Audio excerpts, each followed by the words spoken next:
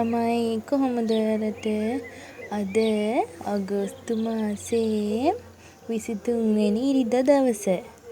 උදේ පාන්දරින්ම නැගිටලා හැමදාම වගේ මම පුරුද්දකට වගේ මගේ ඇස් නතර වෙන්න මෙතන. එයාලට උදෙන් මං බත් ටිකක් දැම්මා. ඒ වුණාට දැන් බඩගිනි ඇති කියලා හිතන නිසා මං එයාලගේ කෑම දෙන්න හදන්නේ. මේ බලන්නකෝ එයාලා දන්නවා මං කෑම අරන් එන්නේ කියලා. මගේ පස්සෙන්ම එනවා මං කෑම දෙන්න දැල අයිනෙන් යනකොට එයත් එනවා මගේ පස්සෙන්.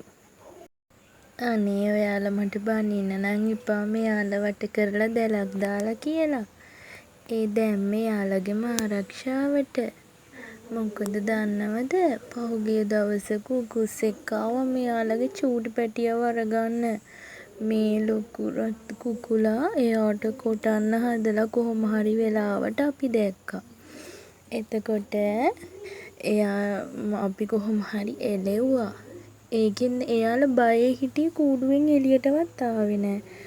එයාලව අල්ලන් ගියොත් පව්නේ. ඒක නිසා අපි හිතුවා එයාලට ඇවිදින ටිකක් ඉඩ තියලා ටික කාලෙකට මෙයාලා ටිකක් හුරු වෙනකන් චූටි පැටියා ලොකු වෙනකන් දැලක් දාලා තියනවා කියලා. තවත් එක හේතුවක් ඉතින් අපේ ගෙදර බව්වෙකුත් ඉන්නවා. එයා නම් පනින්නේ නැහැ. ඒ වුණාට කියන්න බෑනේ පැටියා චූටි නිසා. ඒක නිසා ටික කාලෙකට වගේ දැල දැම්මේ. මේ බලන්නකෝ එයාලා අත්තට කෑම අරන් දුන්නහම කන වීදිය.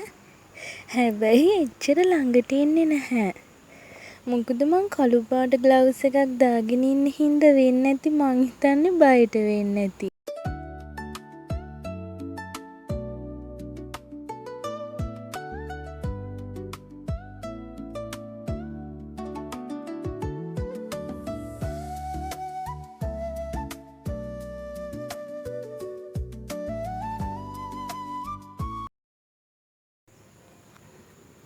මෙයාලගේ කෑම ටික දීලා මං ගියා බිත්තරේ ගන්න.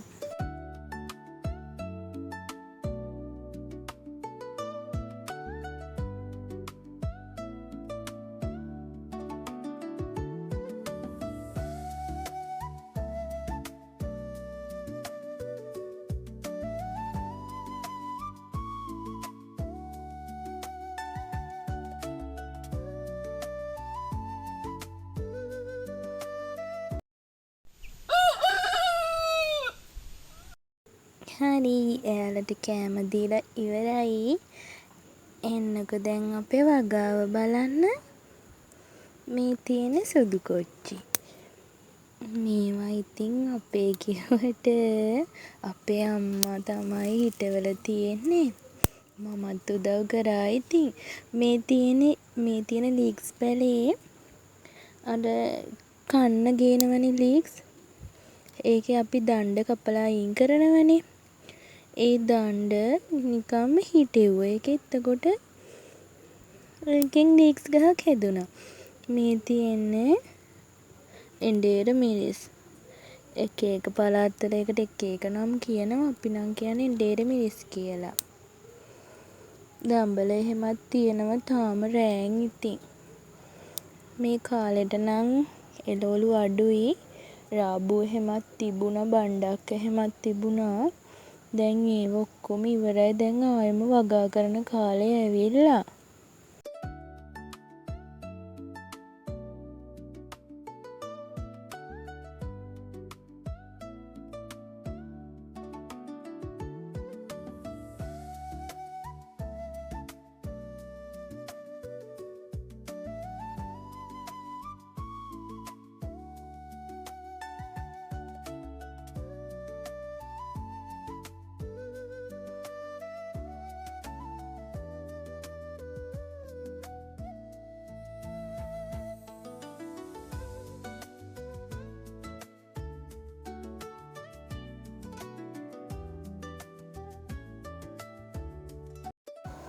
අපි ඉතින් හැම එළවලුවකින්ම වගේ පොඩ පොඩ වවාගෙන තියෙන්නේ.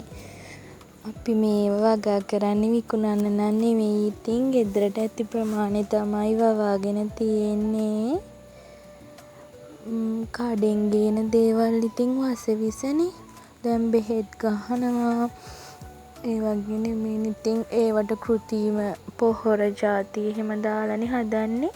මේවා ඉතින් ස්වාභාවිකවම කොම්පෝස්ට් වලවල් හදලා අපි කුණු එකතු කරන්න එහෙම කොටුවක් තියෙනවා. ඒක කොලරට දිරාපත් වුණාම ඒවෙන් තමයි පෝර ගන්නේ. දැන් ඉතින් දවල් වෙලා ටිකක් දවල්ට උයන්නත් ඕනේනේ. මං හිතුවා මේ ගමන්ම කංකුන් ටික කඩා ගන්න ඕනි කියලා දවල්ට උයන්න.